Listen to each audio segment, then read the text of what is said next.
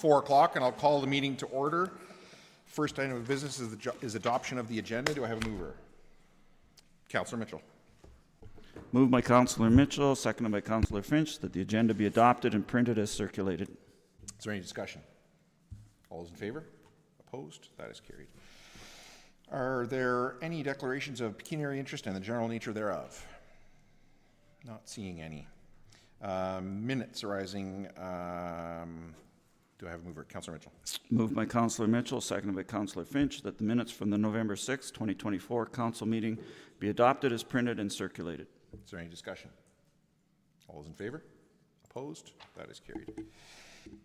Nobody submitted for public comment period, or no public meetings and drainage meetings, so down to delegations. First delegation under item 7A, Angela Langlois, Zorra Caledonian Society, and also representing, I think, although I'm not sure everybody who is here, but Embro and Zorra Agricultural Society, Oxford County Junior Farmers, regarding capital project grant application for a water filling station. So I'd invite you to come up to the delegation desk there and make sure your microphone is on, the little red light is on, and I'll turn it over to you.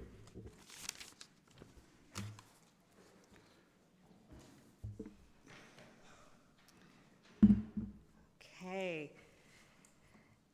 Good afternoon, Mayor Ryan and councillors. I was under the impression that this was going to be on the screen for everybody to see. There it is. Beautiful. Amazing. So thank you very much for the opportunity to speak to you this afternoon about our capital project grant application to purchase a water filling station for use at outdoor events in the community. So my name is Angela Langlois, and I serve as a director with the Zorra Caledonian Society, and I have the responsibility for coordinating the vendors at the Embro Highland Games. With me today, I think you have a microphone you could use. My name is Scott Thompson, and I'm the treasurer with the Zorra Agricultural Society. And then I'll trade spots here.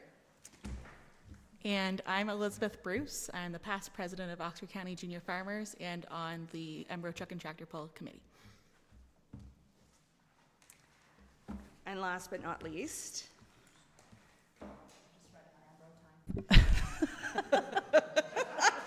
so sorry. I'm glad you said it and not me. I know. The whole world knows it's true. I know. I've used that excuse my whole life. My name is Nicole Barnett. I have been the secretary for the Embro and Zorra Agricultural Society since 2019. And I live over on the 27th line of Zorra Township, and I've lived there my entire life. I've been involved in many things in different capacities with different organizations, as well as volunteering and many other things as well. I'm very proud to say that I know many of our councillors here and mayor personally outside of this meeting, and I'm very proud to be raising my family in a community that has such a passionate focus on community togetherness and overall improvement of our area in multiple ways. With the Agricultural Society, we put on events throughout the year for the community and are solely a nonprofit, volunteer-based, donation-run organization.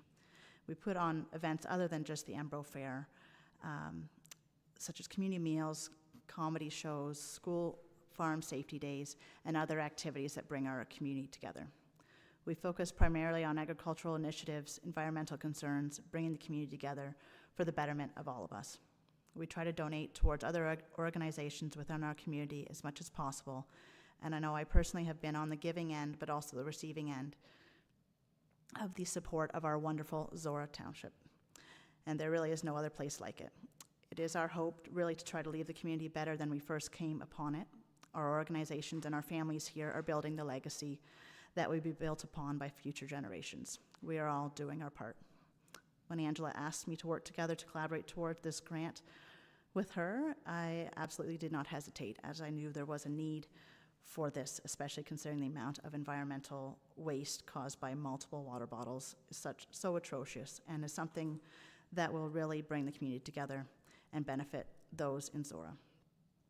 if we have the chance to do something about it, we absolutely should bring forth any positive change we can for our community. Thank you. Thanks, Nicole. Sorry, I thought we were doing a long introduction. But those who know me know I don't stop We're a little talking bit on the pretty- fly here. I don't talk in short blips. No, it's great. It's great.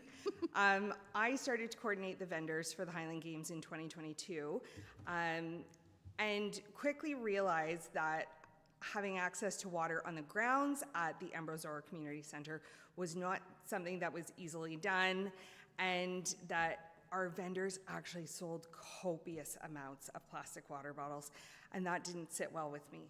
I tried really hard to find some solution to that in 2023. That still didn't present itself. I tried again for this year to find a solution.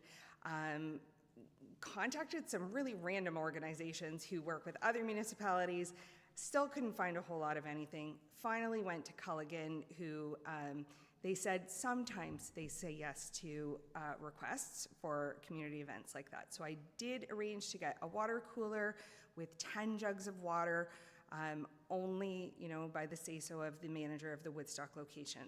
But then again, we needed a volunteer to coordinate the pickup, the drop-off, somebody during the day, which ended up being me, switching out those jugs, which we just couldn't do on a fast enough basis. So hence, this idea that we needed something mobile for our community events. After the Embro Fair, they had a Facebook post about asking for feedback from the fair, and somebody had mentioned that it was too bad that there wasn't water available on the grounds. And Nicole had made a comment, so I reached out right away and just said, hey, we should talk about this. And there's this new community partnership grant that I was aware of. So I think we should scramble and in 2 weeks put together a grant application. So that's why we're here. Each of our groups before you has made a financial commitment to this project, and we really hope that our presentation is going to paint a picture about the need and the usefulness of this idea in our community. So the Embro Highland Games is held July 1st every year at the Zorra Community Center, and we have on average between 3,500 and 4,000 people in attendance. And there is not drinking water available on the grounds outside, and there are limited options in the building itself, actually. One small, rather ineffective water fountain by the canteen, and a larger water bottle filling station, but most people wouldn't know where it is unless you're local, because it's down by the change rooms. We have this beautiful new pavilion that these groups were also involved in getting off the ground, providing shade for attendees, and there is a potable water source there, but it is not plumbed with a tap for use. The Embro Fair occurs on a September weekend, again at the Zorra Community Center, and they have on average about 1,500 people in attendance. There is again no drinking water available on the grounds outside and limited options inside. Again, that beautiful new pavilion there for shade, just not that water tap there. And Zorra Agricultural Society could make use of this at other events throughout the year. And then the Embro Truck and Tractor Pull, I'm going to let Elizabeth speak really briefly to this.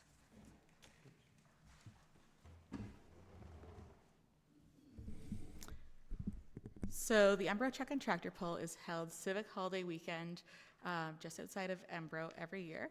And we have around 6,000 people in attendance over the 2 days, which, as you know, Embro does not have a stoplight. And we kind of double the population of the township on that weekend. So we also don't have drinking water available on the grounds. We have a lot of plastic water bottles sold. This past year, it was about 2,400 plastic water bottles in those 2 days. This past year, we actually were able to find a water bottle filling station, but we had to do a lot of reaching out because one of the things that we are very proud of is the Knox Church in Embro is our garbage sorting people. They go through every single bin of garbage. They take out compostable things, recycling our returnables and our garbage, and we have very little garbage from such a large event. But one of the big things was there was a lot of recycling of the plastic water bottles, and people were just mentioning they forgot their water bottle. They don't want to pay $2 for 500 milliliters. So we reached out to a bunch of different groups, actually emailed Marcus Ryan as well, asking if the county or the township had anything, and the answer was that there wasn't currently anything available. We reached out to Stratford and other areas. They only let them in their own area. We eventually found out that the Paris Agriculture Society had one. We had to bartend for them for a event in order to trade off on it. And unfortunately, when we were told to pick it up, nobody was there. It was in the building, and they were a no-show. So then we had to go all the way back to Paris the next day to pick it up again. And it's also large and bulky, so having one in our community would just eliminate all those problems and also help eliminate the water bottle usage. The other problem, as you probably are aware, is the tractor pull is on literally a farm field. It is a hay field until we put everything up, and then all of a sudden it turns into this big event. We don't have a lot of shade, so then we also have a lot of dehydration issues potentially. So having free-flowing water could potentially help with some other safety concerns.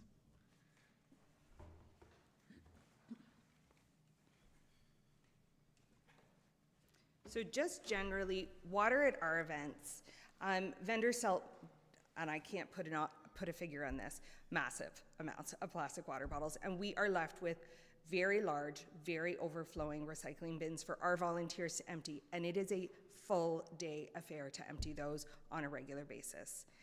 Many people have adjusted to carrying reusable water bottles. I know I have, my entire family has, and refilling where possible. And I think children in our schools are very used to taking their water bottles to school with them, and it's just become habit outside of that. Water filling station rentals are quite cost prohibitive. I did find some rentals that were available, but they were in the neighborhood of $2,000 to $3,000. So that's just not something that our organization could pay for a one-time event. So here's the premise for our idea, that having access to safe drinking water at outdoor events in the summer is essential to the health and welfare of those attending our events. And we endeavor to offer our events as sustainably as possible and minimize waste where possible. So our solution would be the portable water filling station. Through the community partnership grant, we would purchase a water filling station with our groups funding 70% of the purchase and the township committing to the remaining 30%. And our request is for a purchase of up to $10,000. Our organizations would use the water filling station at our events throughout the year, and the unit could be made available as a rental for other events to offset the operating costs over time. The unit becomes a township-owned and managed asset. Estimated life cycle of the unit, and we are guessing at this, is 20 years, and the approximate annual cost for maintenance would be about $200 just in terms of the cleaning.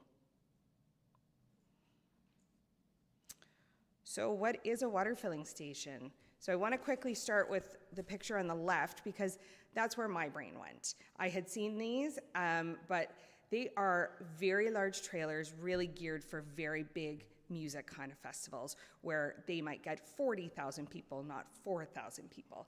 And we did approach some companies for quotes, and they were in the $60,000 to $80,000 range. So we quickly realized that was not our target.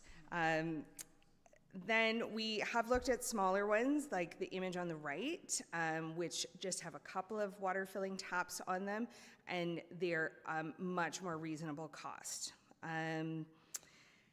We also thought that the trailers just weren't practical in terms of storage, and that those smaller units, which are more, small fridge sized, would be more practical in terms of storage.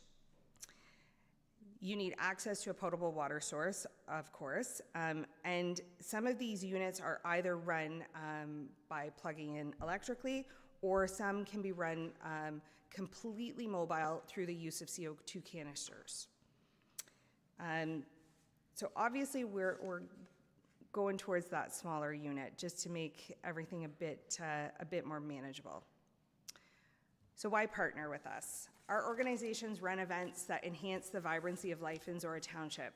We want to continue to operate our events in a way that is sustainable, comfortable for our patrons, and is an affordable solution for our organizations. We really can't do this alone, though. We really felt like the purchase of a unit like this is a bit more than our organizations could afford, and really manage, because it would just be another task for already really stretched volunteers, and it might just be beyond our capabilities. We are seeking the partnership with the township to ensure that greater access to free drinking water at our community events can be realized for many years to come. So we're open, if I could get this mouse to move it, to any comments or questions. So before I ask council for questions, let me just comment. In terms of delegation effort per dollar requested, this is by far the single most impressive delegation I have ever seen in a decade. Well, we feel better now. So, I mean, you could, 3,000, you could have asked for $30,000 for know. the delegation of that But quality. we can't come up with the 70% of that. Okay.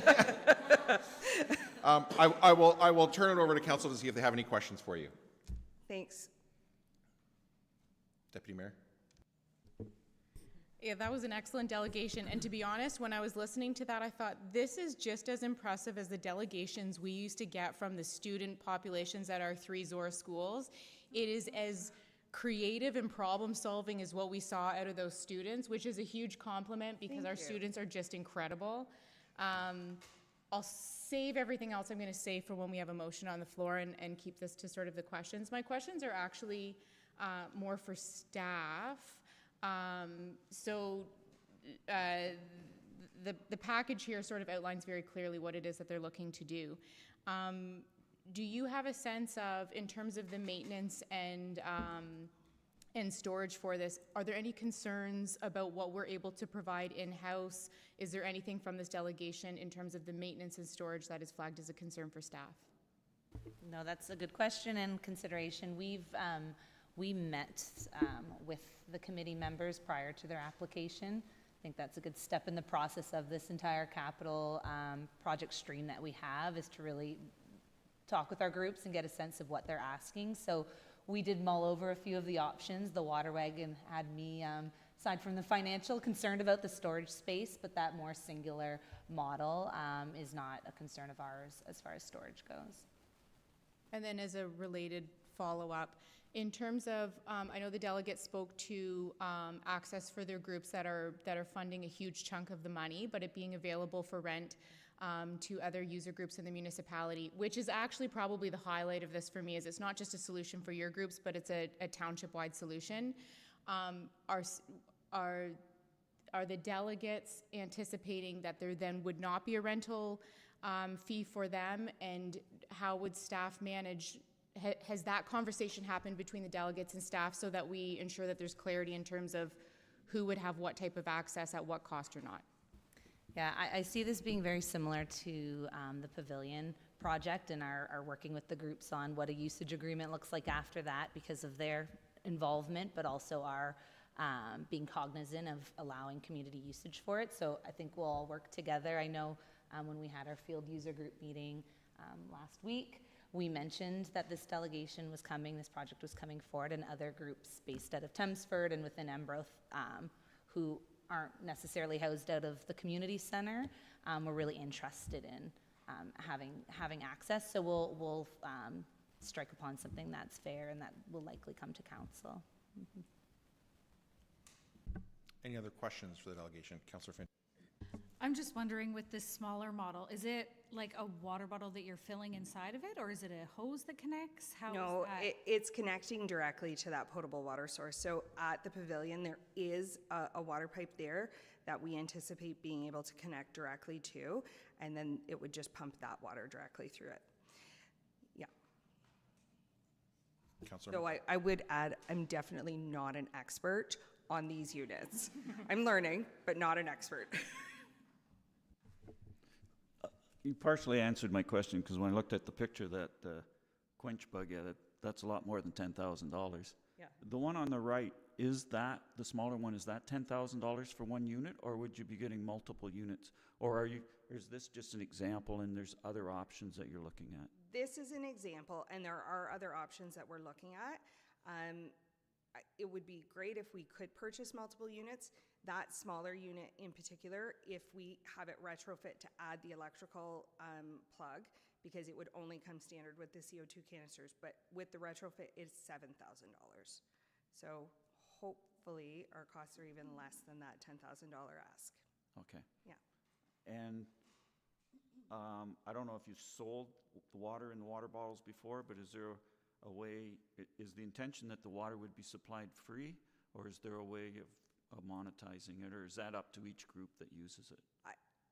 I can speak to my group. I can let the others speak to their opinion on this, but I would certainly not be looking to monetize this. I would certainly want this to be free and easy access for anyone who needed it. Okay, thank you. Any other questions for the delegation?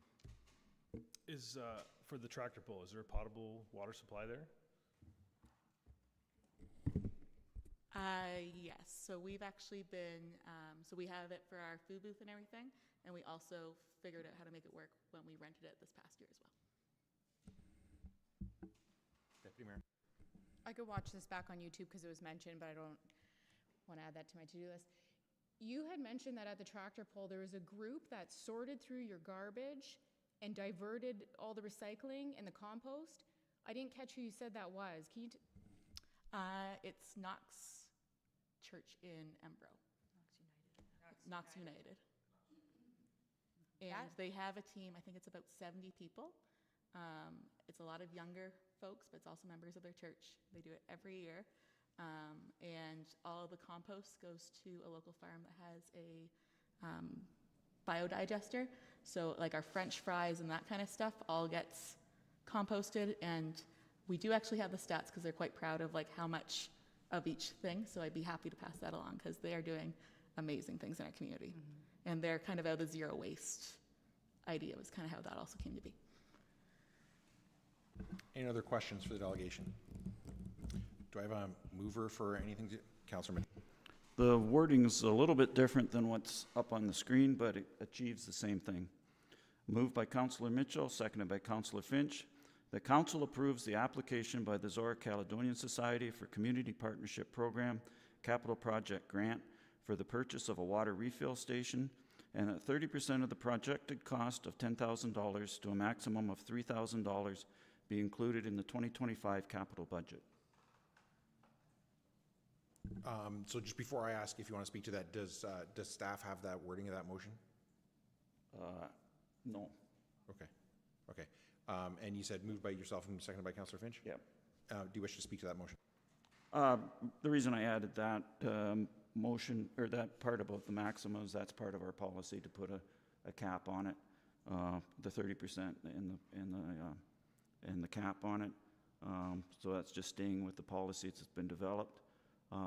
And this is the strength of the policy, that it doesn't have to be a project of several $100,000 for us to help out a community group with a smaller project. And as far as the merits of this project in particular, is nothing I can add to what the delegation already put without repeating the information they've provided. Councillor Finch is the seconder. I would just like to thank each one of you. Your groups are absolutely amazing, thinking environmentally every time you do a function, so thank you for bringing this forward. Deputy Mayor. Yeah, this aligns with a lot of the things that we set out to do as a municipality. So I think it's a no-brainer for me that I can support contributing some funding from our budget for this project. The thing that stands out to me the most about this is that you came up against a problem, and a lot of times we see problems as walls that stop us, and you went around the wall and found another wall, and you went over that wall and found another wall, and now you're here today. So I think even like the quick turnaround in preparing a delegation can very much also be a wall, but it's remarkable that these are problems that I hear about all the time, and you guys are here offering solutions that I don't even know that I could have dreamt of. And then I'm learning about other groups that are even doing more remarkable things. So I will be in support of this funding partnership. Just before I ask if there's anybody else who wants to speak to it, Councillor Mitchell, the clerk's asked me if I could get you to read the motion again to make sure that we are understanding and capturing the wording. And I apologize to staff for not clearing this. Is actually, I wrote this like an hour before I came to the meeting. So Moved by Councillor Mitchell, seconded by Councillor Finch. The council approves the application by the Zorra Caledonian Society for Community Partnership Program Capital Project Grant for the purchase of a water refill station, and that 30% of the projected cost of $10,000 to a maximum of $3,000 be included in the 2025 capital budget. Thank you. Anybody else wish to speak to the motion? Amazing. I love the long intro, Nicole. I think it's what I'm known for in these parts. You and me both. It's amazing. I think I think the counselor said everything, so I'm gonna leave it there. But yeah, all the things, and I love quoting our brand back at us and our strategic goals and all those things. And yeah, amazing. All the events you do. Yeah. Any other discussion before I call the vote? All those in favor? Opposed? That is carried. Thank you very much. Thank you. Thank you. And Jennifer Dyer, Thamesford Minor Ball Association, regarding capital project grant application, North Park improvements. And you know how this goes now, so I'll invite you up, take a breath, and let her rip.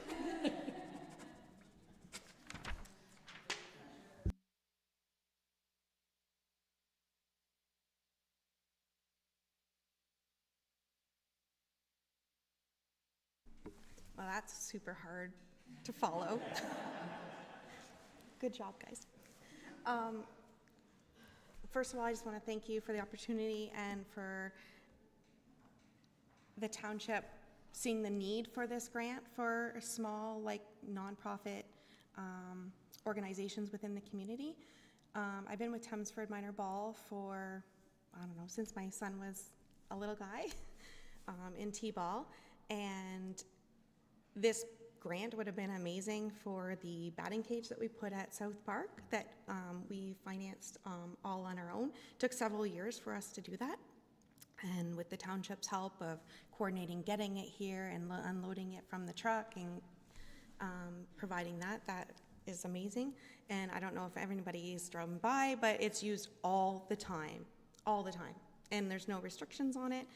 Every time we see someone using it, it just makes our hearts happy.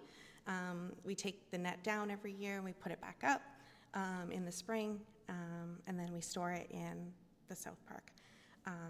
And this comes to another problem that we've had over the course of the years is the mound at North Park. There's so many, it's well used by men's slow pitch.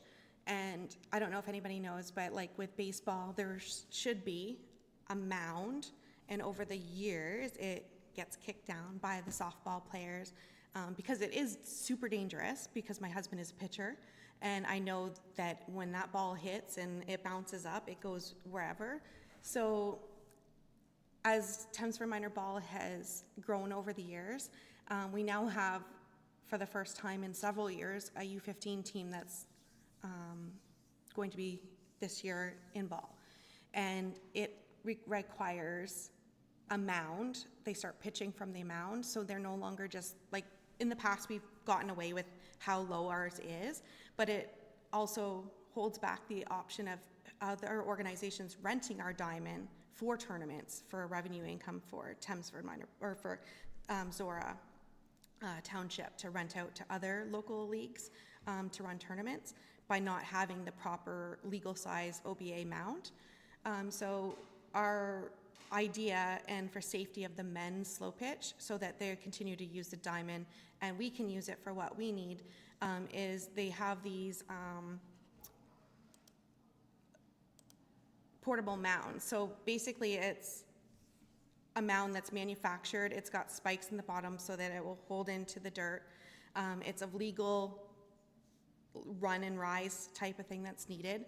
And we just feel that then the diamond can be, that existing small mound, which is under 6 inches right now, it can be ground down by the recreation department, made level, flat, so that it's safe for softball. And then we can pull out this mound when needed, and the kids can get the proper launch of their pitches on the angle that they need. It's about $4,000 US plus freight. We have enough money to cover the 70% of that. And then we would work with the township on some other little maintenance issues that we have with getting the diamond. We just need pegs for the next level, like for the distance, that need to be put in and squared up. But other than that, it's just about the mound that we need. So mine's very simple and short. There's nothing wrong with that. Questions from council for the delegation? Deputy Mayor. Thank you. That was a hard act to follow, but you did well, so you're okay. So am I understanding correctly that these are new needs that are being identified by new teams within our organization to meet the requirements of the game that they will be playing this upcoming season? Correct, yeah. Okay. Any other questions for the delegate? Councilor. And I just want to clarify how much grant you're asking for, because in the application it says grant $5,000, but you just indicated $4,000 US plus, so we're looking at around $5,000 as the project cost. And Total, yeah, I didn't really understand like whether like, we weren't sure about, I didn't understand like I was just guessing on this amount. I didn't, I actually just thought it was the other grant that I was applying for. But like operating costs or whatever, that grant, but, so I was just like figuring in like the cost, and then possibly like if we needed to do the maintenance, like the grounds need to be maintained. So I was kind of like figuring out that, plus do we need to add on to our shed to store this, but it'll be fine to store it in. It should fit in the existing sheds that's there. So I just, the motion that's up there, it says grant for $1,500, and what was included in our capital budget was a $5,000 project, 30% $1,500 grant. So I just want to make sure that it was clear what those numbers were. So. Any other questions for the delegation? Do I have a motion? Councilor. Once again, I went a little outside the box, but the wording is pretty well identical to the one I read before, with the same effect. Moved by Councillor Mitchell, seconded by Councillor Finch. The council approves the application by Temsford Minor Ball for a community partnership program capital project grant for the purchase of a portable pitching mound, and that 30% of the projected cost of $5,000 to a maximum of $1,500 be included in the 2025 capital budget. Councillor Mitchell is the mover. Do you wish to speak to that? No, I think all by herself, she made a great presentation and explained what this is all about. And as a former slow pitch player, I know that their needs as far as the pitching mound is different than baseball mound. And I didn't know this technology existed. If it's something we can use to broaden the usage and the quality of usage for multiple groups, I think it's something we should support. And once again, it falls into our 70-30 grant program that we've evolved over the last few years. I believe that Councillor Finch, you were the seconder. Do you wish to speak to it? Just thank you again for coming forward and seeing a need and letting us buddy up with you and make a good decision for the township. Anyone else? Deputy Mayor. Just after hearing the motion, I just have a question. You had mentioned that you did a bit of research about what you thought that this could cost, and the motion is written, the intention of the policy is it's 70-30 split, and how Councillor Mitchell writes these motions is that it puts a maximum on what that 30% would be. How comfortable are you with your projection, or have staff worked on this cost projection? I just want to make sure that we're not missing the mark here and that our 30% would fall significantly short of what the total cost would be for this project, because then that should be the conversation. I don't know if staff or delegate have. Yeah, I think the quote that Jen took was through the company Board of Lights, and I saw that same amount is reflected on their website, so I'm comfortable, but but again, that means that the community group would pay the difference if it was any above and beyond that. if there's anything above and beyond, we do a lot of fundraising and we have a lot of money saved in the bank. So we like to keep our registration costs low so that all families can have their kids in organized sports. So if it does come up more than the 50, we're fine with that. Just any little bit of money that we can save to keep registration low is better for us as a nonprofit. Anyone else? Councillor. I just wanted to mention that the silver lining of this is the fact that we have enough kids to play at an older age. We have the exact same thing going on in the youngest stages of Thamesford Minor Hockey, where we have more teams than we've ever seen enrolling right now. So it's just exciting for the community as the community grows to see that rec is so strong. It's very exciting, yeah. Anyone else? As someone who grew up playing proper baseball with a mound, I fully appreciate the need for a proper mound. Any other discussion before I call the question? All those in favor? Opposed? That is carried. Thank you very much. Thank you.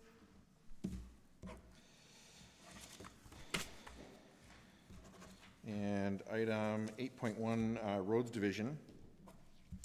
Report 2024-046 from the Records Management Coordinator regarding consideration of renaming Zorra East-Zorra Tavistock line.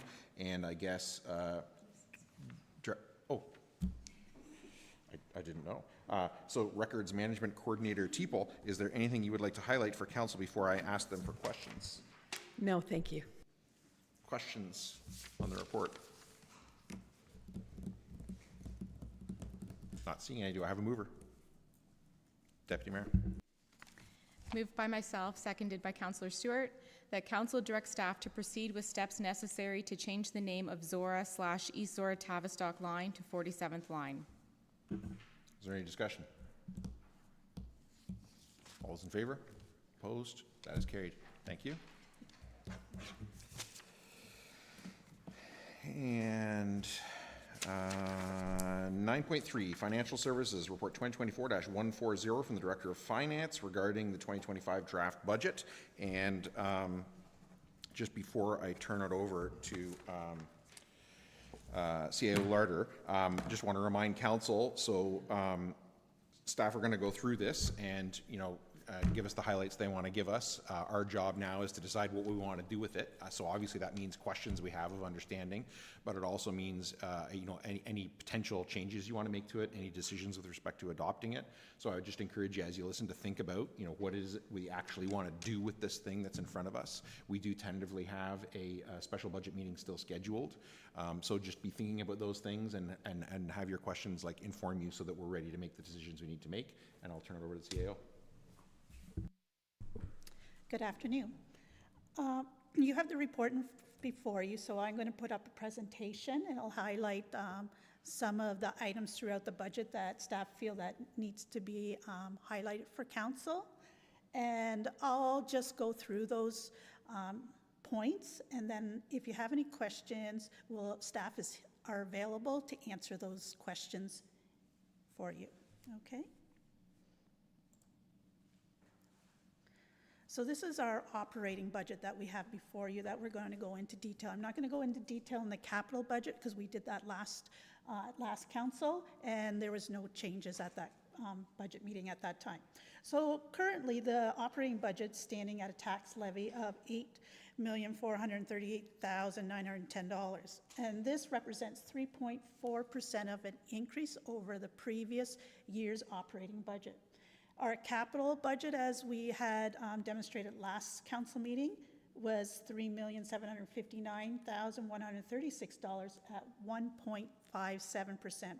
So the full consolidated budget comes before you at 4.97%, a tax requirement of $12,198,046. Remembering that 1% is equal to $116,205. Also, our cost price index is 1.9%, and this follows the township's pay administration policy that has been brought before council in previous councils. And it's based on a September to September year. Okay. Oh, we can do it as we go if anybody. Yes. So just want to clarify, so the 4.97% is tax levy increase, not tax rate increase, correct? That's correct. Okay.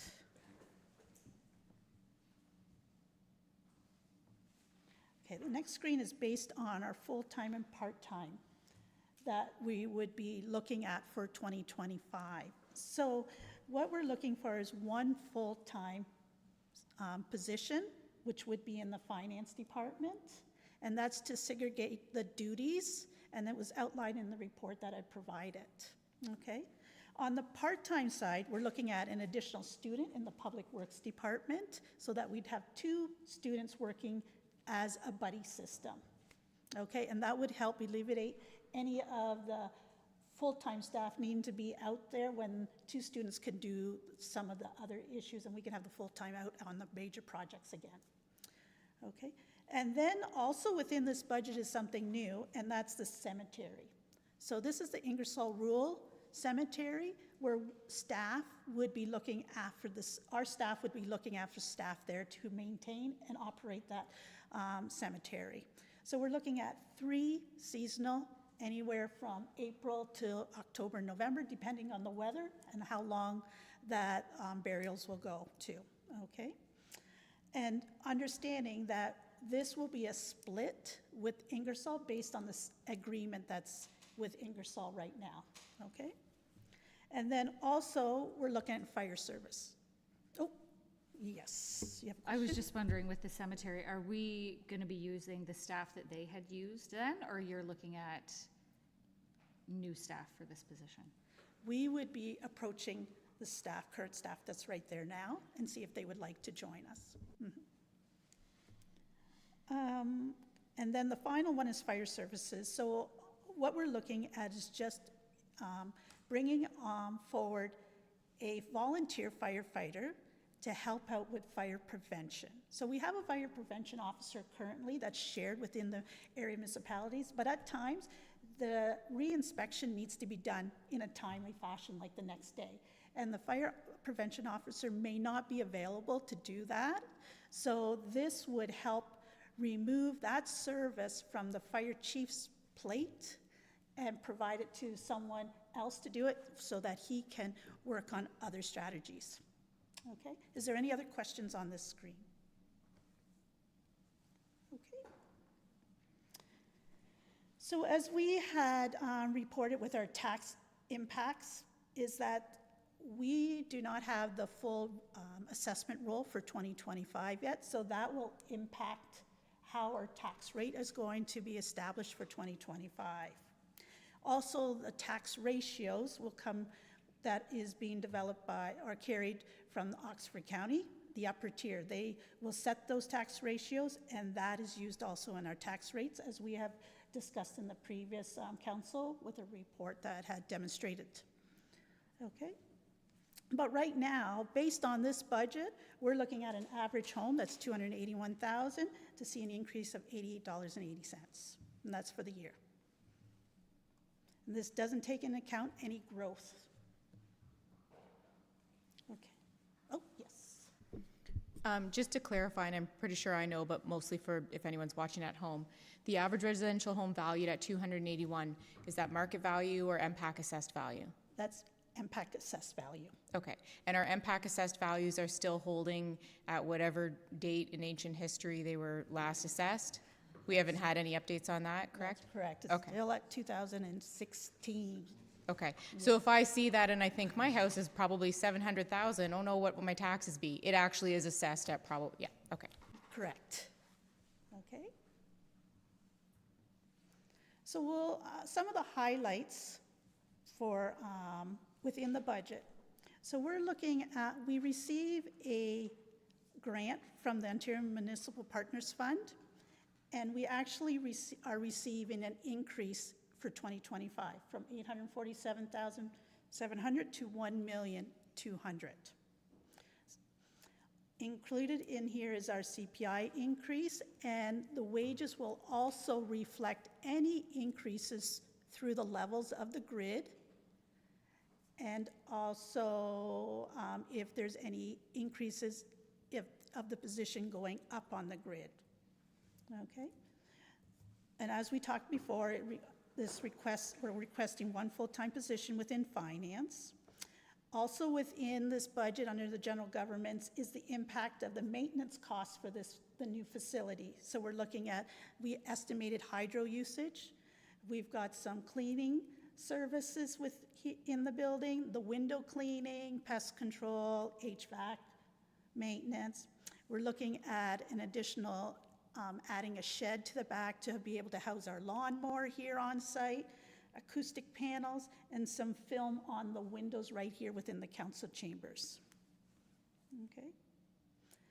We're also looking at the remuneration review to be conducted in 25, so it's be available in 2026. Okay, and this is something that's in a policy that's done every 4 years. Also, our insurance. We did go out back to our provider, because that was one of the recommendations for council, is to go back and take a look at our insurance rates. So we did go back out to our provider. They went and did a market review on it, and we were able to obtain a decrease in our insurance. And they at the same coverage, if not better. Okay. Question. Yes. Was that a surprise? Because the last 2 or 3 years, we've been, woe is me about insurance. It's been going up 15-20%. And I noticed going through that all departments were either staying the same or down almost 10%. So it was. Can you expand a little bit on It was a process? surprise. We didn't expect to get such the decrease that we did. If we were happy if we could maintain it. So to see a decrease was a nice surprise for us. Mm-hmm. And also within the general government is we're putting extra funds in the election reserve for your ward boundary review. Any questions? Good. Okay. So in the fire service operations, we're looking at providing a one-time standardization of uniforms that's included in our budget. Also an annual t-shirt for each of the firefighters. And then this also speaks to the new fire prevention officer for the 3 hours a week. And then there's always the ongoing training for firefighters. That's part of the budget. Are there any questions for the fire chief? the standardization of uniforms? That's not a huge issue. I thought they were pretty well same between stations, other than the patches are a little bit different. Yes, what this is for is making sure that everybody has the same regalia and just standardizing that, as well as the cost of bringing on what is expected to be a larger group in 2025. So we're not re-equipping everybody, we're just filling in a few gaps? Yes. Okay.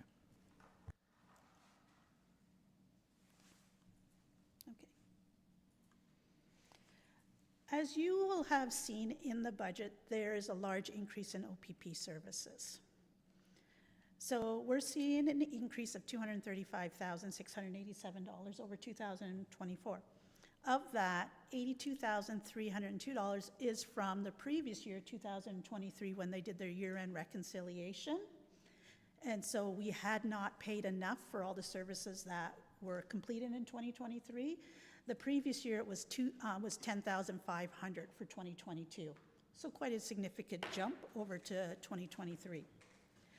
Just as a couple of points, our property counts increased from 3,759 to $3,904, and the base service increased from $165.59 per household to $189.44 on per household. Yes. So just to make sure I'm understanding this, what was the 1%? Was how many dollars? 116. So the OPP increase is almost exactly 2% of the entire increase that our residents will be seeing. Correct. Thank you. Deputy Mayor? Okay. Oh, which one? Okay. So they're hitting us from both ends. We're more property, and they're also charging us more per property, so that's why such a significant increase? Correct. 3, because now a police board costs as well. Yes. Deputy?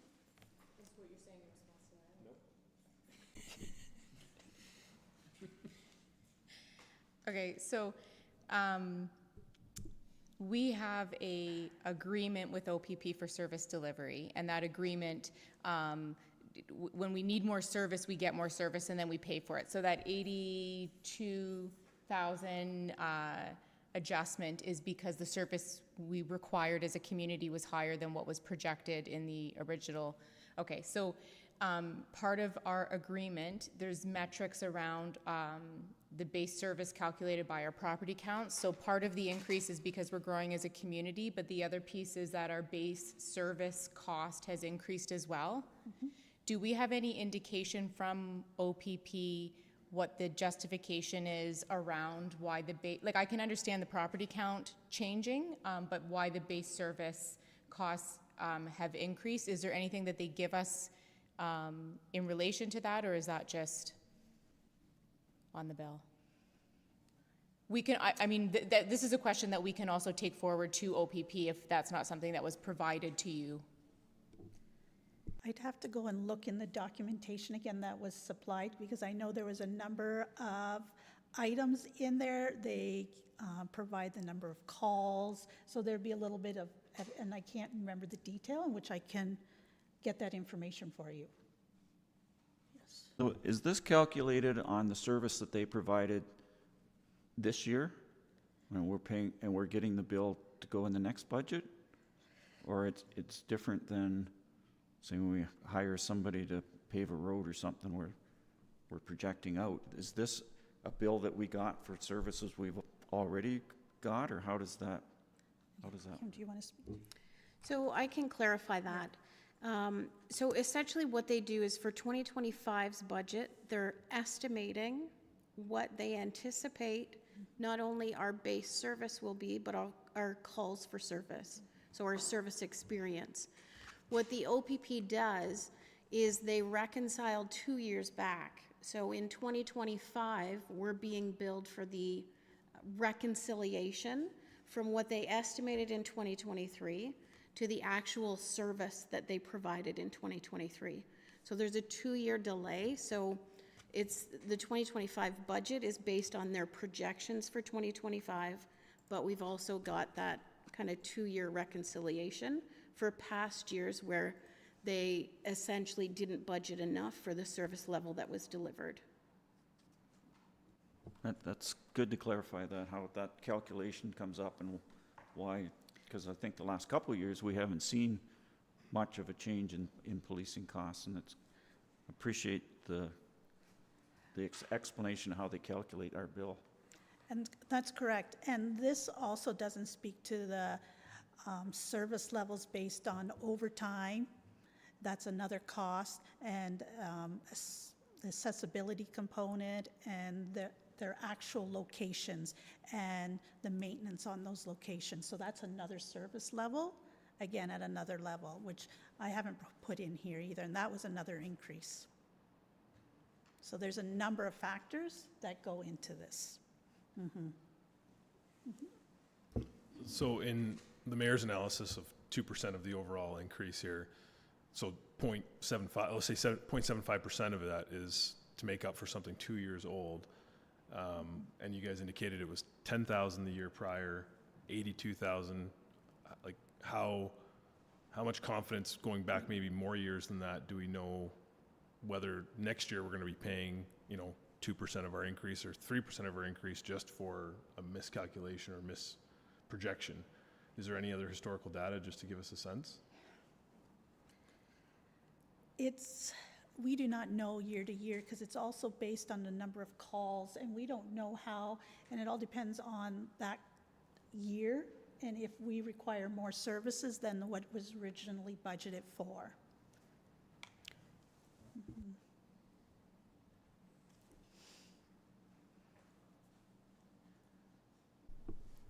Are we aware of any provincial funding streams to address any of the increase in OPP costs? As I'm maybe making some assumptions here without the data in front of me, but if the stress is on our service level and that the higher need for service is impacted by the housing crisis and the lack of healthcare and mental health supports in the community, are we aware of any funding streams from our provincial government to help support municipalities in this at this time? I'm not aware of any right now. So there is a community safety policing grant that the province delivers. At present, I know Woodstock Police have got it. I don't know if Oxford OPP did. I can tell you that Oxford County, on behalf of the area municipalities in the context of the Community Safety Wellbeing Plan, made a delegation to Solicitor General Kurtzner, and I spoke to him about it on Monday, requesting funding for the Community Safety Wellbeing Plan. The intention of the, if you remember, the intention of the Community Safety Wellbeing Plan, it's Solicitor General legislation under the Policing Act, and the intention is if you invest in your community safety and well-being, you will, in the long run, reduce the calls for police service. So I know that would be the Solicitor General's response would be, yes, there's the Community Safety and Policing Grant. Yes, we heard that it should go to your Community Safety and Wellbeing Plan, not Woodstock Police Service. Yes, we're working on it, but no, I don't have a check for you. So if Woodstock Police Service applied for this and are utilizing some of these funds, and then the rest of the municipalities are in their own contracts with OPP, would it be OPP applying, or would it be the municipality? OPP, because it has to be through, the way it's currently structured, that grant is given to police. I don't know that it will be directly transferred from the police to a Community Safety and Wellbeing Plan. I don't know. We just requested that there be provincial funding for the Community Safety and Wellbeing Plan. I'm not suggesting that's an adequate answer. I'm just saying that that would be the Solicitor General's answer to that question. We also do get a grant based on that. I really don't know the formula. Kim, I don't know if you do, but it's something about $5,000 we get a year, roughly. Mm-hmm. And that grant comes directly from the OPP, and it reduces our billing payments that we actually make to them on a monthly basis.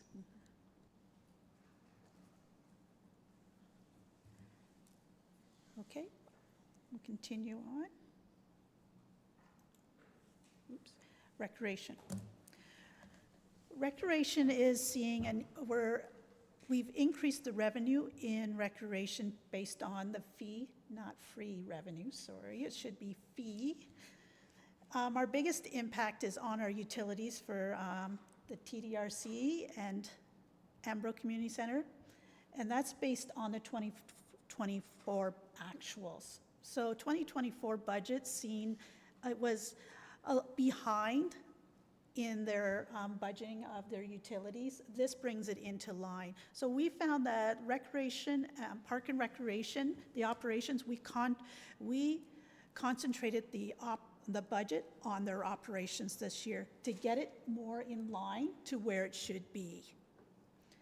So we also impacting it is the wage increase that always happens on an annual basis.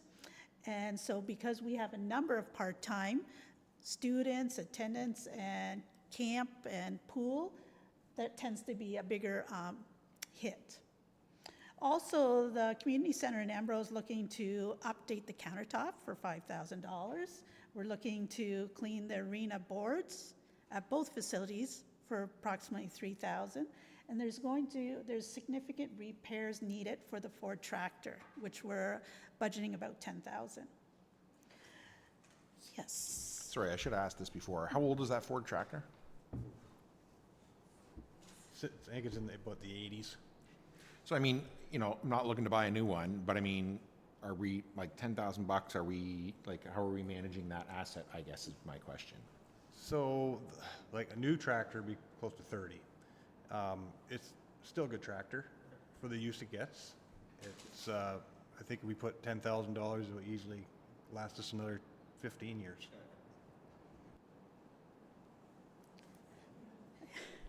There's also a significant increase in the snow removal, and that's because the snow removal that was completed was done by our in-house staff.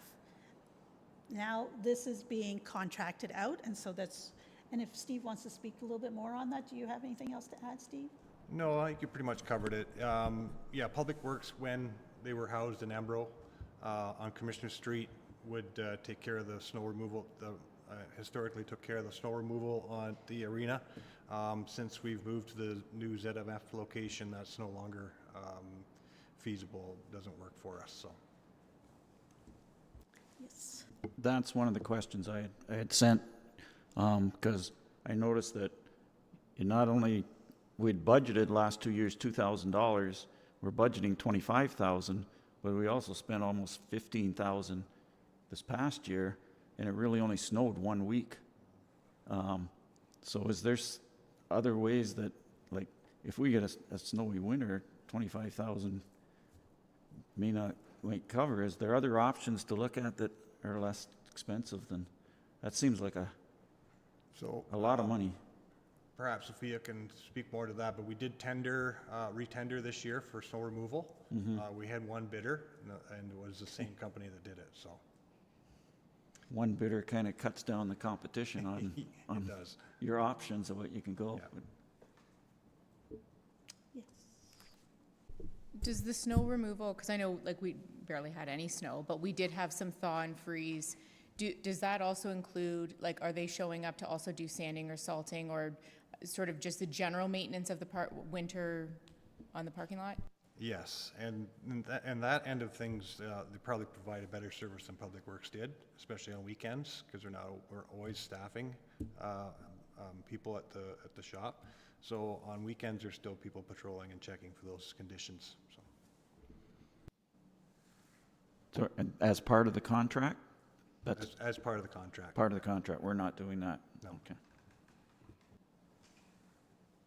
And then we're also have in this budget the tree maintenance of $15,000 that we started in 2024, and we've been given recommendation to include that in the budget so that our parks can be safe.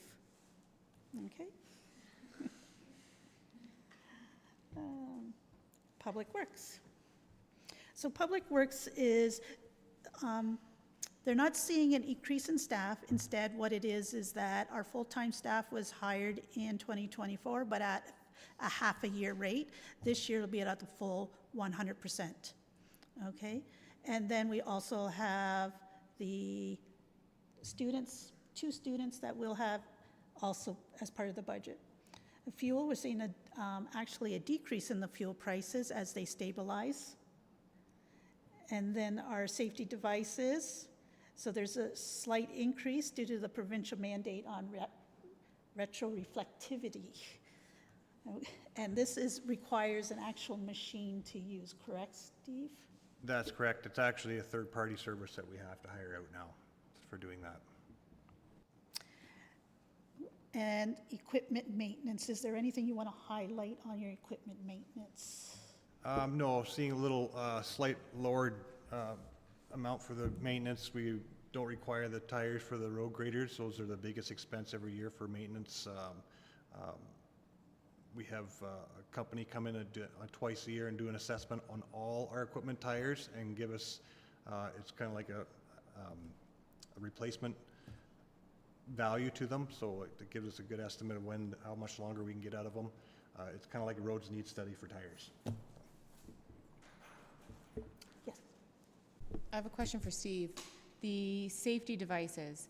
So Councillor Mitchell asked a few years ago about reflectivity, and the answer was you either had to get this service with a machine or you had to have someone who was over a certain age look at them after a certain time of day. Remember that? So I saw this measurement of reflectivity. I saw a guy out doing this, and I stopped, and it was actually fascinating how he does this work and what the equipment does. So is this saying that no longer are you only just able to send out an old guy with terrible eyes in the dark? That's correct. So now it's required to actually measure. Okay. That's correct. Yeah. Cool. Old person. Sorry, Councillor Mitchell. As an old guy with bad glasses or glad eyesight, I'm going to let that pass. And so Steve. Is there any other questions? Okay. So this ends the presentation that we found that were some of the highlights throughout the budget, but we'll be happy to answer any other questions that council has regarding the operating and the overall budget. Oh, yes. Oh, Kim? Sorry, before we move to questions, I just want to let council know that after the budget documentation was prepared and delivered, and as the result of some inquiries from Councillor Mitchell this week, it was discovered that the draft budget did not include enough wages in the Embro Arena portion related to 3 facility attendants. So unfortunately, there's a shortfall from a wage standpoint in our recreation accounts, totaling $33,742, which translates into a 0.29% increase. So if we take our original 4.97, that moves our tax levy increase up to 5.26. Thank you very much, Kim. All right. Questions from council? Councillor Mitchell. So I do go through line by line. If we could go to look at some of the information that's provided, starting with on page 15 of the budget. I don't have a question for every single line, but what I do is go, and everybody that's been through this before with me knows that I look at what we budgeted for this past year, what we were budgeted for next year, and I find the odd red flag, like 98 or 99% of it makes sense, and I can figure it out. But there's some red flags that come up, and if we could just go through that, and I got some excellent answers from Kim through email about why numbers are what they were. So if we could take a few minutes to do that, I'd appreciate it. Yep, and I have no problem, and I'll have Kim answer those questions since she provided you the answers through the email.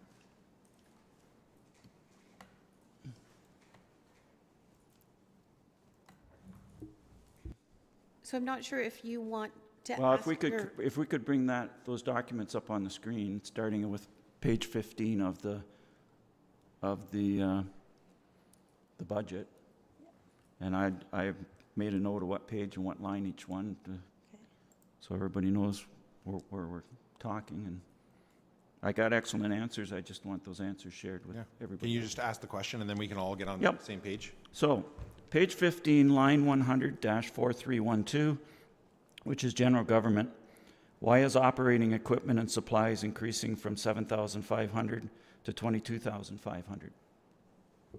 So this line item includes an increase of $15,000 for a new folding stuffing machine that we utilize not only for planning mailings, but we use it for all of our tax bills and all of our tax arrears notices that go out. The old machine is no longer under warranty or maintenance. It jams continually during mailings and causes significant inefficiencies, often requiring manual folding and stuffing of tax bills and those arrears notices. Okay.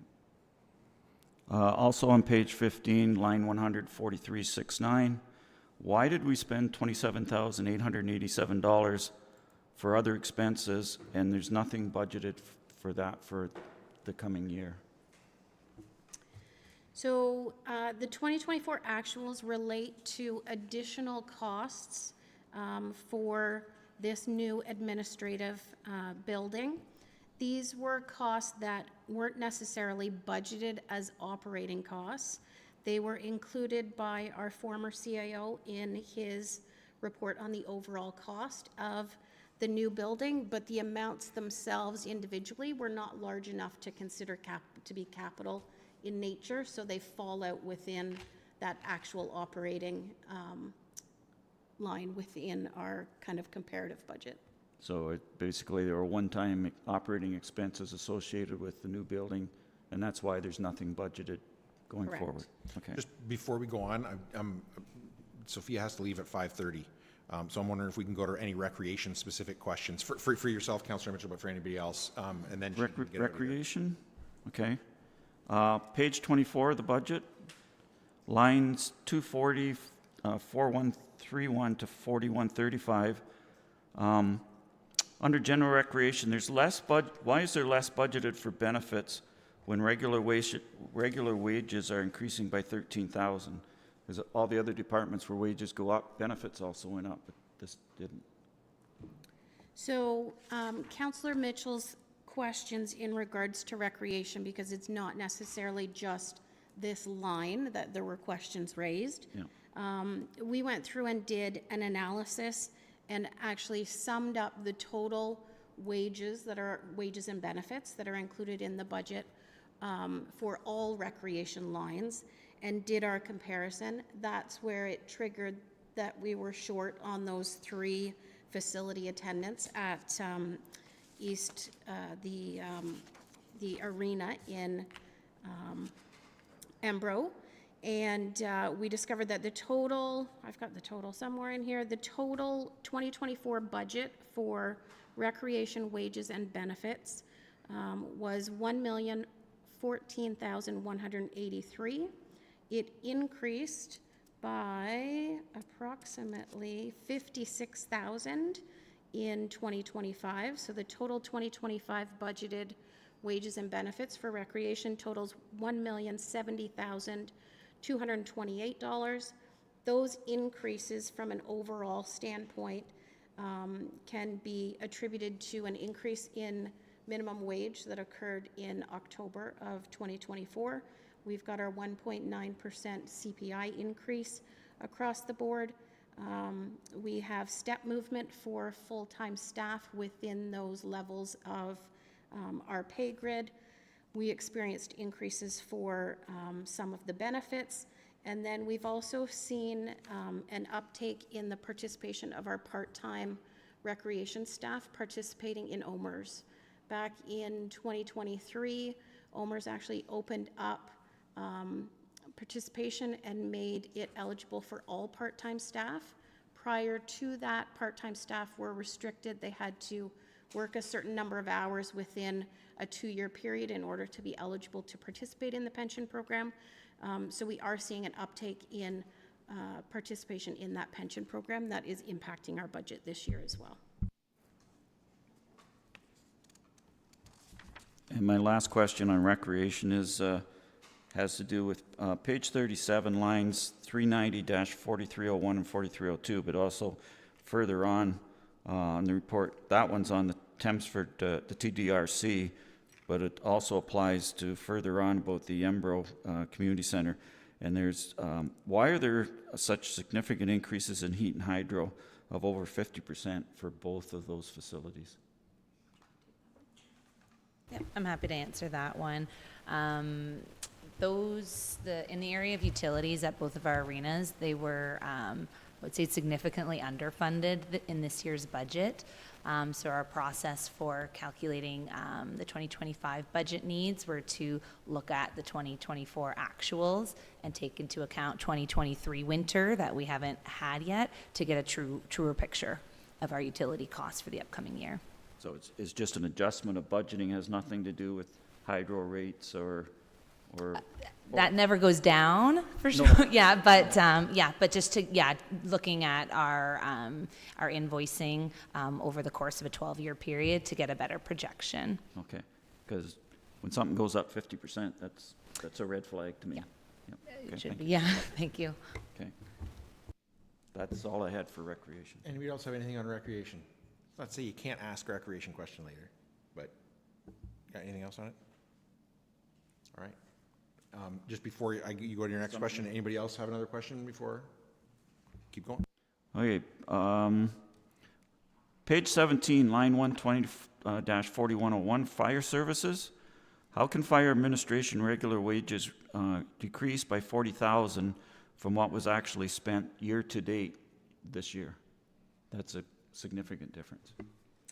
Thank you, and thank you for that question. When looking at our 2024 actuals, We actually, the way that our payroll system works is wages are allocated into that fire administration line. And at the end of the year, we do reallocations to each of the fire halls. So that actual number comparison isn't necessarily accurate at this point in time because we do those year-end adjustments. The other thing that we can point out is staffing changes have resulted in different placements within the levels on the wage grid that have also resulted in savings moving into our 2025 budget. Page 22, line 131-4308, bylaw enforcement. What's the reason to budget $4,000 for conference and conventions for one person? And I compare that, there's only $5,000 budgeted for all of council for the same purposes. So the $4,000 seems to be out of line with other budgeting. So that budget line includes our deputy chief building official attending a property standards conference and workshop. And it also includes our bylaw enforcement officer attending, I can't remember the acronym, but attending the bylaw enforcement annual conference and workshop. Okay. I'm almost done. Line 41, or page 41, line 460-3950, planning and development. There's $40,000 included for bank interest income in 2024. I just wonder why there's nothing included in 2025, seeing as that money did come in this year, and we're looking for every penny we can find. So this amount that's reported in our 2024 year-to-date actuals relates to interest that we're earning on our development charges bank account. That interest at year-end is actually transferred directly into our DC reserve. So it's unfortunately not considered an operating revenue because it's within that development charges fund that interest is earned. Essentially, the account that we're recording it in is like a holding account that gets reallocated at year-end. So we do expect to make somewhere similar income. It's just because of the way accounting works. It's not put in as a budgeted. Correct. It's because item. it's related to our development charges themselves. Right. And that's considered a fund in itself outside of our general operating fund. Okay. I was hoping we could add another 40,000 there, but no such luck. Page 45, lines 700 -431 to 4302.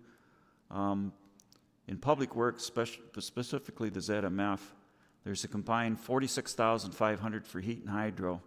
Now, is that for operating the sand shed and the old Kintor shop? Because I was led to believe that the new shop is energy neutral. That was our goal. So can you explain, 46,000 is a fair bit of money too. Where's that going to? That's all the buildings on the property combined. Okay. Yeah. So the old shop, all the sand sheds, all the hydro and heat for the whole entire property.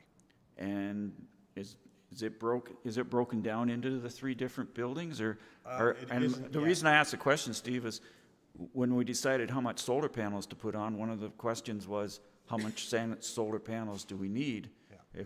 Are we having to buy hydro to operate the main building, or where is that at? Well, we don't have those numbers yet. We're just currently trying to get the data from a company that supplies that. It's called Karma. That information from our building, and so we know what we're producing opposed to what we're actually using. So we're hoping to have those numbers before the new year. So we're working on that right now because I'm just as curious as you are. Yeah, it'll be interesting to know if we did put enough panels on there. Yeah, I think originally we were only planning to be able to recoup. It was estimated at 15%. Yeah, we wouldn't be able to, like 85% efficient. I should say. Right. So. Okay.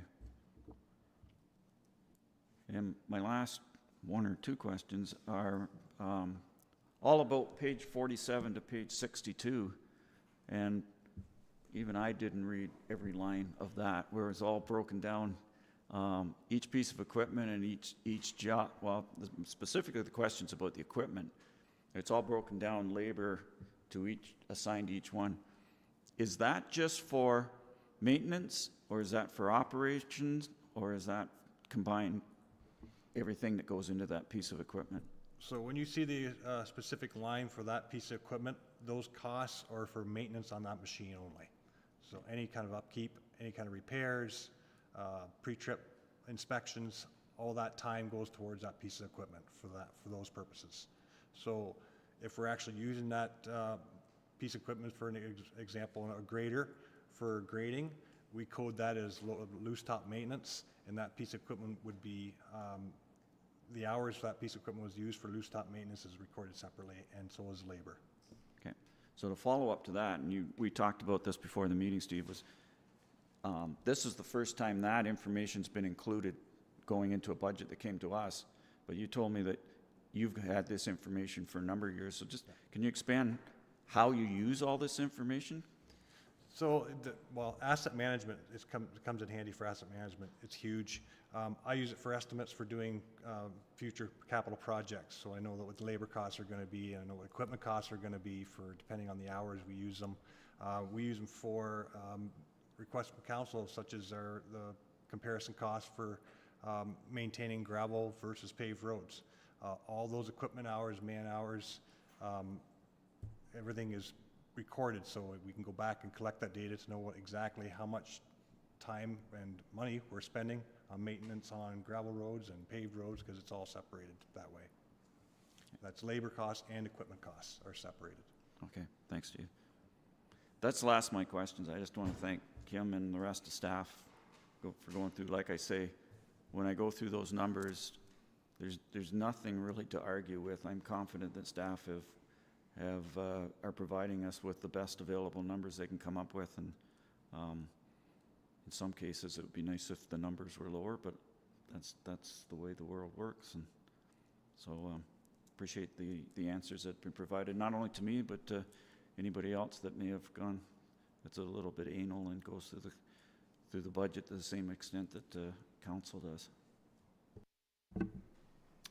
Any other questions? Not seeing any.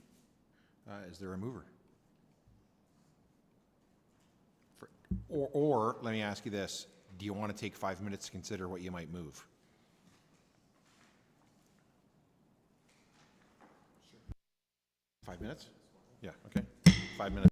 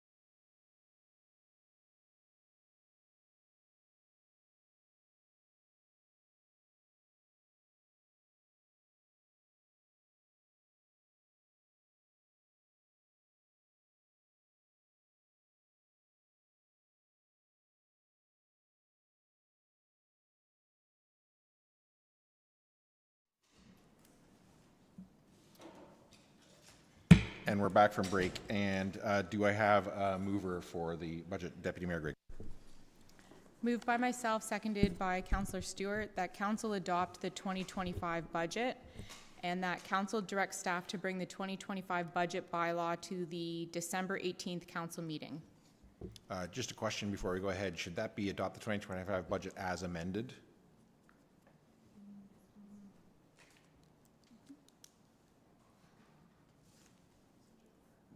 I know, right?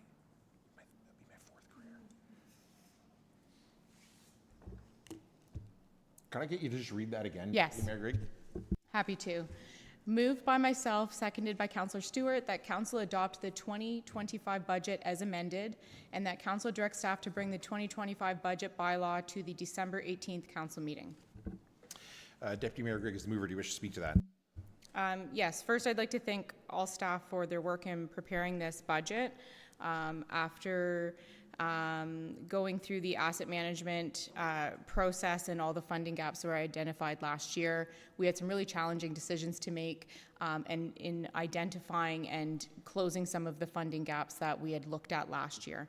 And so as a result of that and the work done at the county, we, I believe, experienced what has been, at least in recent history, the most significant increase on taxation for our residents and businesses. Those decisions were not taken lightly last year. Those were really challenging decisions, and we've had to sort of carry that forward as a community.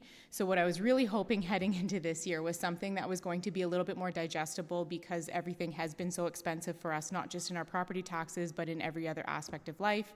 And I know residents are really struggling. Having said that, we can't cut corners and not be financially responsible. So staff have had the challenge of bringing forward something that's going to both be responsible and also something that we can take out to the community with that funding expectation. Specifically in this report, I would like to just highlight that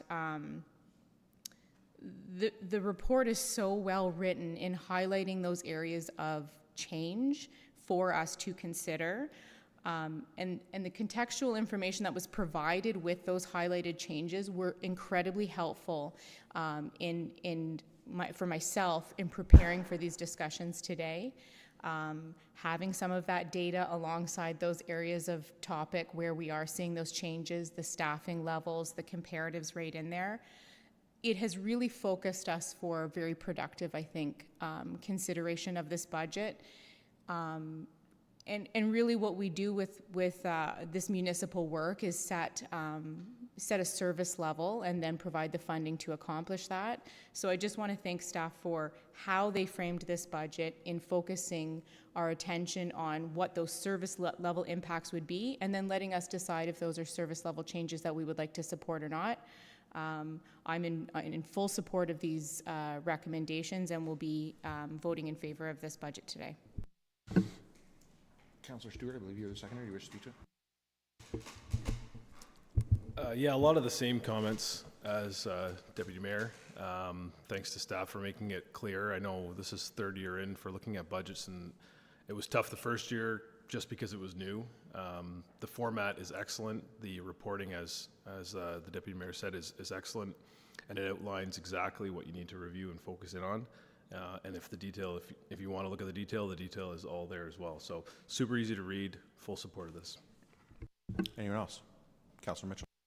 Yes, I support the motion to adopt the budget. This is the 7th one that I've worked on, and every year it gets a bit easier. I have more confidence that there's nothing hidden in there, and as I say, I won't go through line by line, and other than a dozen red flags that the questions were all answered completely to my satisfaction, why there was significant changes.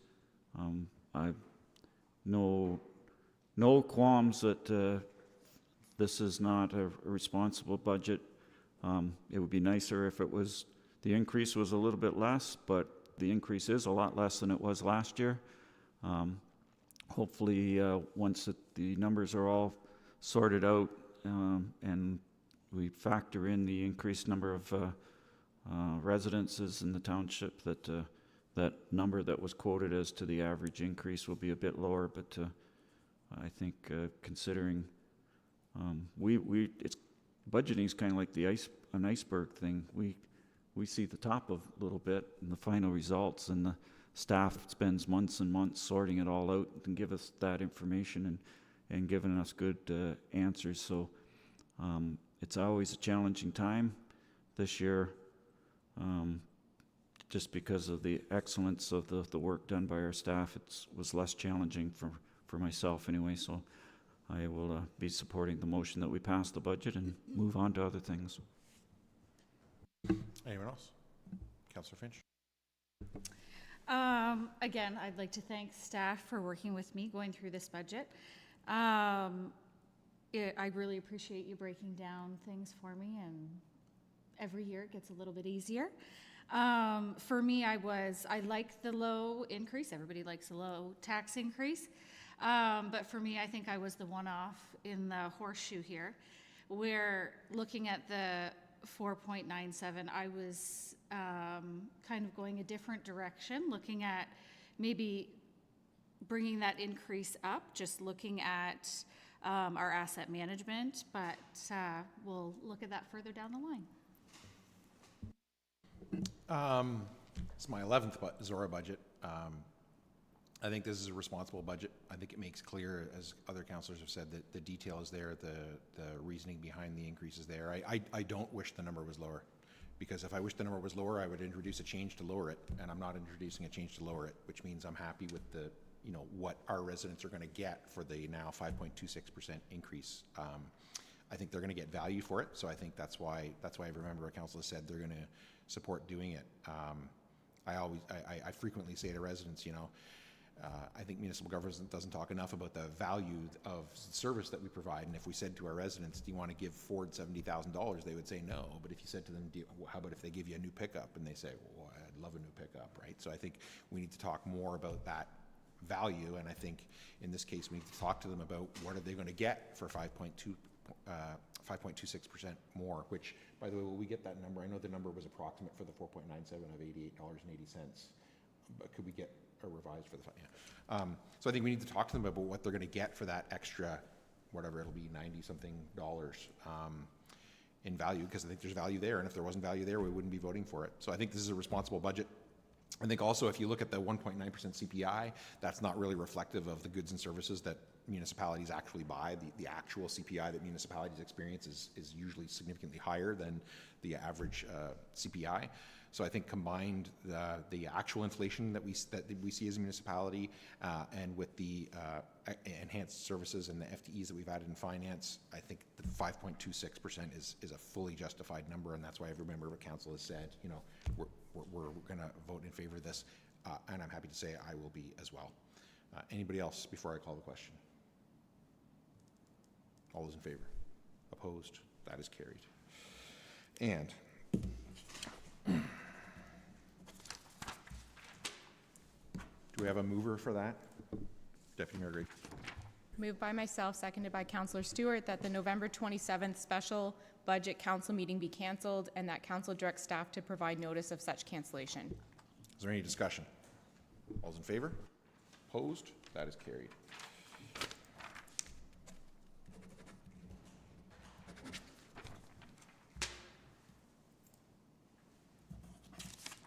Then the correspondence, you're good?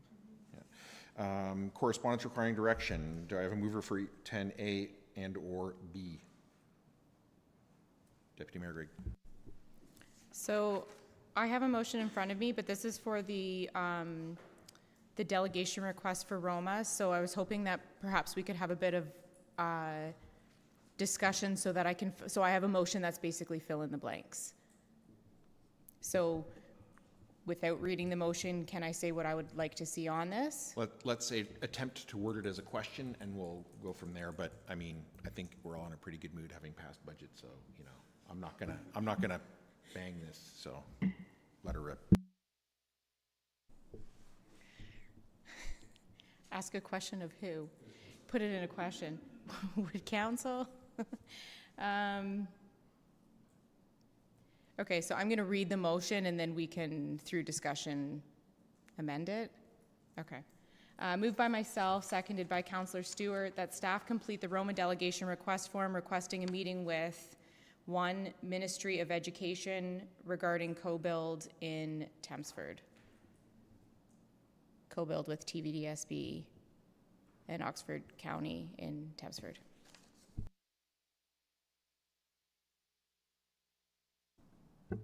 You didn't say you have a seconder for that, right? So, not having a seconder, does anybody want to add anything to that before it's seconded?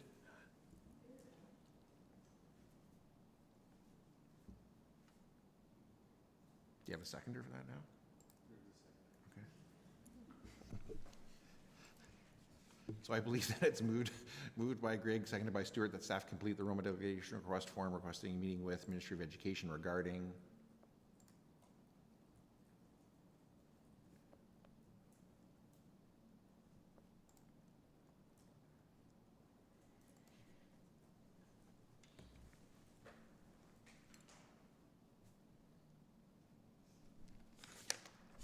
Can I read the motion again?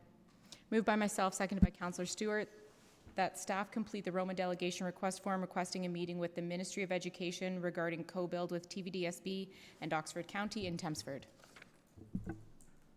Any discussion?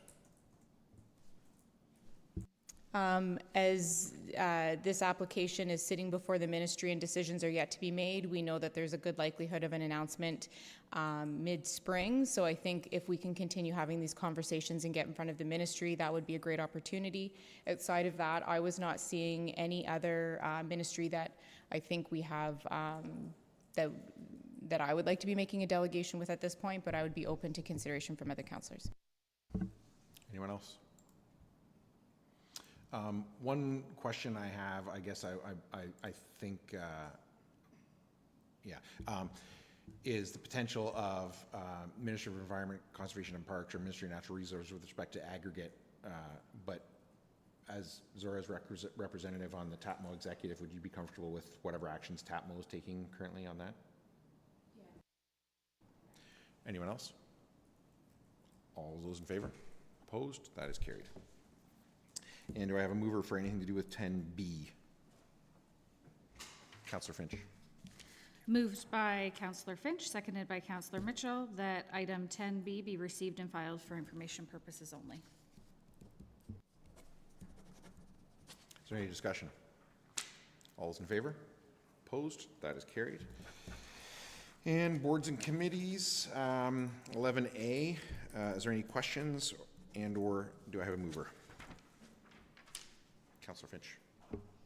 Moved by Councillor Finch, seconded by Councillor Mitchell, that item 11A be received and filed for information purposes only. Is there any discussion?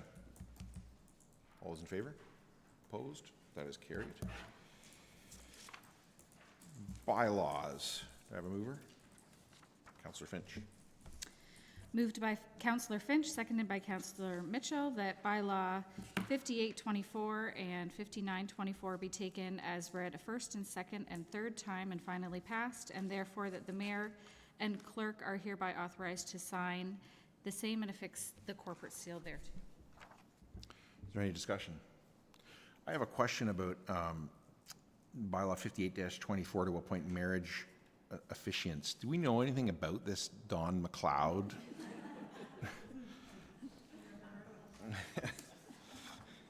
All right, is there any other discussion? All those in favor? Opposed? That is carried. And items of community interest, Councillor Finch.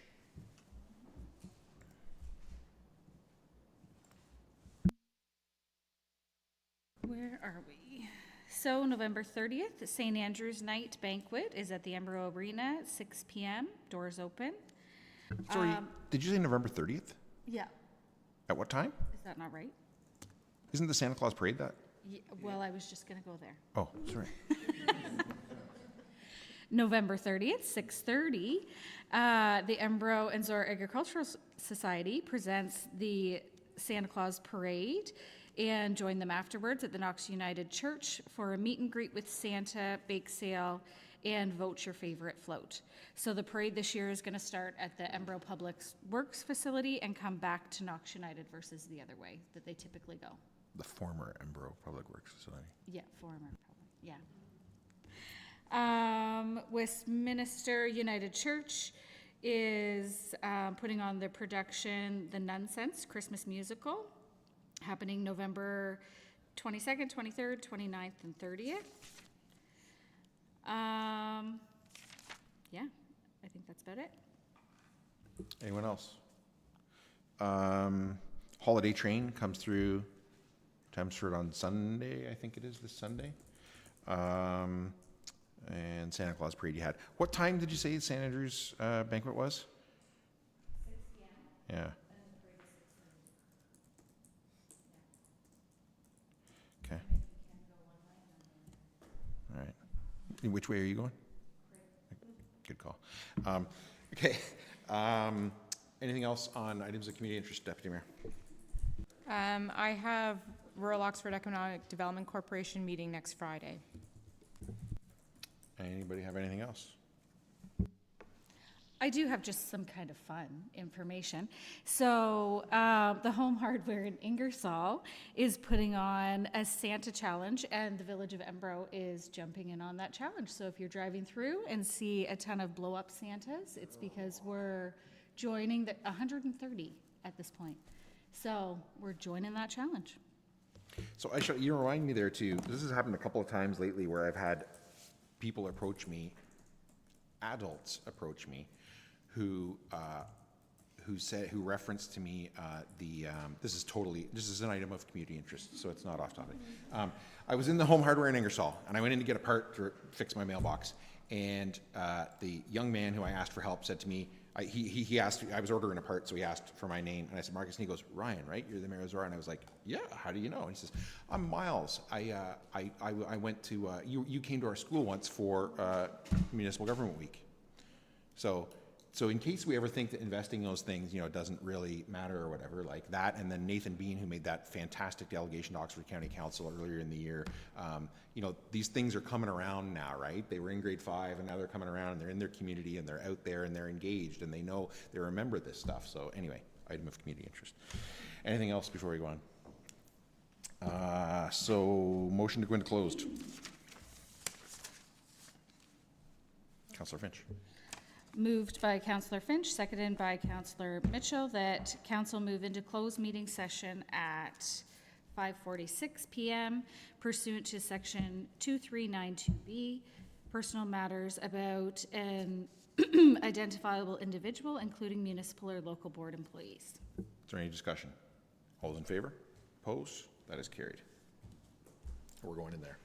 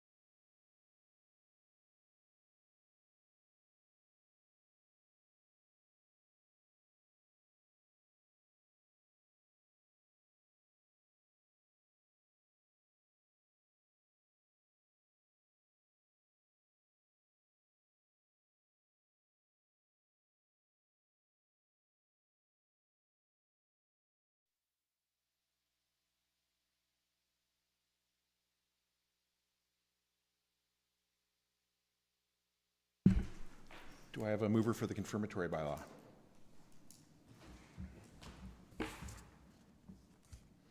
Moved by Stewart, seconded by Grigg, that bylaw 60-24, being a bylaw to confirm the proceedings of council held November 20th, 2024, be read a first, second, and third time this November 20th, 2024. And further, that the mayor and clerk are hereby authorized to sign the same and affix the corporate seal thereto. Is there any discussion? All those in favor? Opposed? That is carried. And a motion to adjourn. Moved by Stewart, seconded by Grigg, that this session of council be now adjourned and herewith closed at 6:07 PM. And the next meeting of council be called for December 4th, 2024 at 9:30 AM in the council chambers at the Zorra Municipal Center. Is there any discussion? All those in favor? Opposed?